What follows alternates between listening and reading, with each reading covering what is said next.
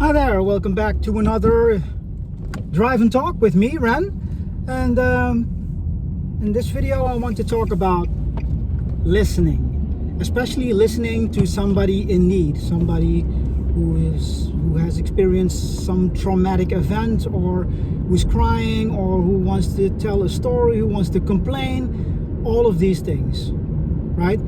Because it sounds so easy, right? Just listen to this person, but in fact, it's really, really hard. And I really don't know a lot of people who can really, really listen. So I'm going to give you some tips on how to do that. A little bit about me. My name's Ren. I've been a professional coach for 2 decades, something like that.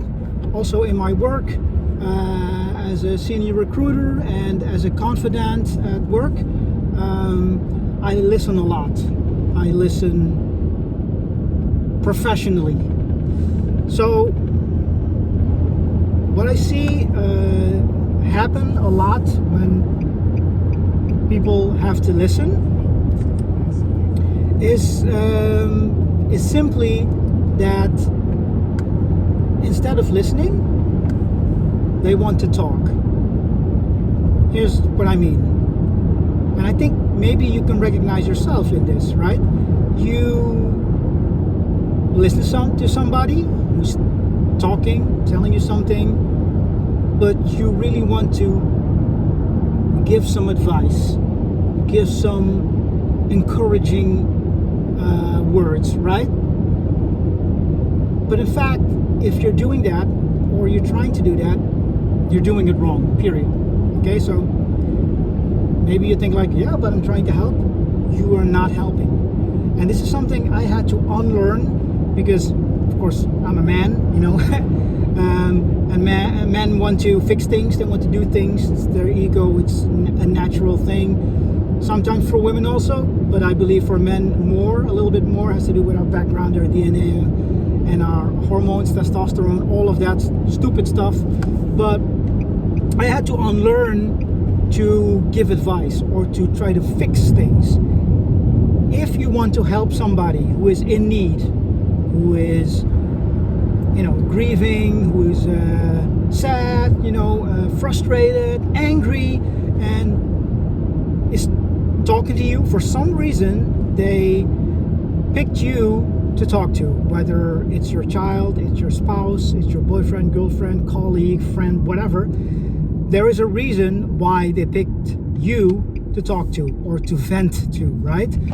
Maybe you were just, you know, the only one around, but usually it's not. They pick a specific person to interact with. Let's keep it at that, right? Of course, I and you were the same, right? I am very specific about these things. That's also because I am also from the other side professionally. So it would be my partner or somebody who I know is a very good listener. But you know, usually in reality, could be anybody picking anyone for any specific reason that is probably unknown to the receiver, but subconsciously, because it's not always like a real choice that these people are making, but subconsciously there is a reason, right? Then it's very important that you truly listen. Really listening means just that, listening. You're observing, right? The more you speak, the more you open your mouth, the less helpful you are. Period. Okay? So, maybe you think like, well, Ren, that's not true, right? Because if I'm sad, I want somebody to comfort me. Okay. True. But, and I think if you are a little bit older, not as old as me, but if you're a little bit older, you know from experience that, you know, somebody is telling you things or crying or being frustrated and really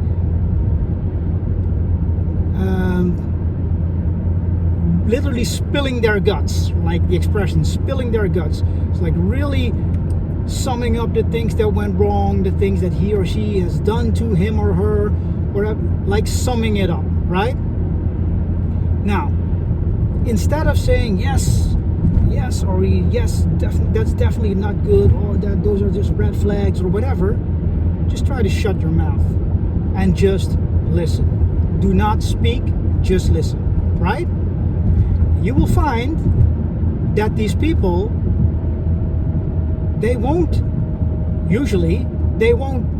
like, if you not say anything, they won't like interrupt you and say like, well, aren't you going to say anything? They will just continue venting, speaking, crying, shouting, whatever they're doing. Because that is literally what they want to do. They want to be heard. They're not looking for solutions. Maybe in some other time, right?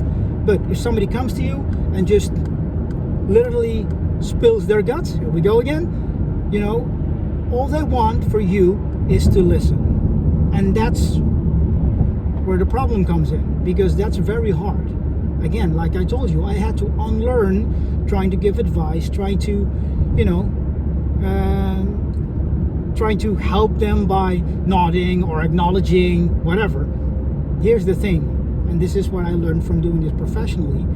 I may not agree with what that person is saying, right? I may not agree with whatever they think, or maybe it has, but whatever has been done to them, or whatever the issue is, the problem is. I may not agree, but in my job, in my profession, I have to stay neutral. My function is to just listen to them. So this is a professional tip that I'm giving you, and you can apply that. And I really mean this.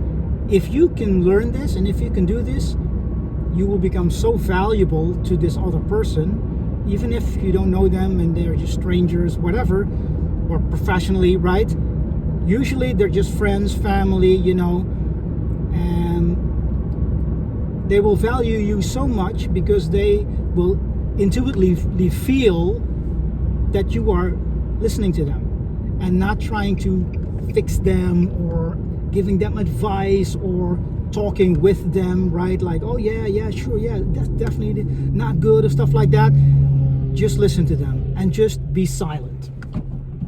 And you will find out also that when you're doing this, if you're able to do this, and next time this situation occurs, try this. I will guarantee it's going to be super hard. You want to talk, you want to like do something. Try your best to not talk. Do not talk. Just look at them. Look them in the eye, connect with them, right? And just sit there. If you're a little bit more advanced and you already have accomplished not talking, you can also try to control your body language, because what a lot of people do, I still do this sometimes. And you know, again, like I do this for a living, right? I still do this sometimes. For example, I nod my head, right? Or I'm like, I make expressions, but usually I nod my head or do like this, right? You shouldn't do that, because then you're communicating again, right? You should not do that. Listen to them, look at them. And here's the thing, you know, a lot of people say acknowledge them, acknowledge their problems. Don't do that, right? If you acknowledge their problems, you don't know the complete background of what's going on. You just have somebody who's talking to you, or you know, giving you basically a story of what went down. You know, you don't know the background of these things, right? So to acknowledge them and to later find out that, you know, maybe it wasn't a very good idea to acknowledge them, then you've already made that mistake, right? And if you're talking about some sort of trust or bond, you've already broken it. And, you know, to come back to that after, you know, finding out what really happened, you know, is not the greatest way to go around these things, right? So just try to be still and just listen. Again, if you can do that already, try to control your body language by staying neutral also. Like I told you, sometimes I nod my head, and sometimes I literally see people like cringe or like, oh, don't do that, because then you're acknowledging their story. You're communicating something, right? Just listen to them in a neutral way. Now, listening to them in a neutral way doesn't mean like staring at them with zombie-like impression, right? Like a zombie, you're not a wall, you're not a tree, right? You're a person. So that's what you should do, right? So you are listening, but you are not communicating / responding, etc. So what I do is, after a certain time, after a long time, they told me what's going on, and this and that and this, and I'm sitting there, and then this and that, and at a certain point they're going to stop. Now that, of course, is your cue, because after all of that, at a certain point there has to be communication. And what I do is I summarize in short the most important things that they talked about, but I keep it short. I acknowledge, not that I agree with some of the stuff, I acknowledge that I've listened very carefully, and so I can summarize the most important, let's say, bullet points of what they talked about, and then I shut up. And then they go again, and sometimes they bring in more stuff and all kinds of stuff, and that's okay. Your function is to listen, okay? At that moment you have to listen to them. Just listen. Again, don't talk. I know it'll feel like you have to talk. Don't know why, but it's maybe in our nature to talk and to try to help, which is always very interesting to me, because if somebody just told you something, you can't really help. You can just listen and acknowledge that you're listening, and then after all that is said and done, you can assess if there's like an immediate need for help, or you can talk to this person about some other stuff, or maybe bring in people that are needed for help, or whatever. But that initial point, that's what I'm talking about right here. Just be silent. Control your body language. After a while they stop, and you feel that this is the time for summarize, and then go from there. But again, if they continue, just be silent, don't talk, and keep your body language neutral. Now this helps me a lot, and this basically, this is not rocket science, right? This is like these are listening techniques, and that you use to listen to somebody and be as helpful as possible. So in order to be even more effective and to be more helpful is to talk less, basically. While a lot of people who really don't know much about these things will actually tell you to talk, and to talk with this person, and to acknowledge them, and to agree with the things they're saying. Please don't do that. You're not helping. Okay? So I hope this was helpful. And yeah, if it is, and if you can tell me about a situation where this happened and where this could be helpful, or maybe how you're doing it, you're approaching it in different ways, let me know in the comments below. Thank you for watching, and hopefully see you again in the next video.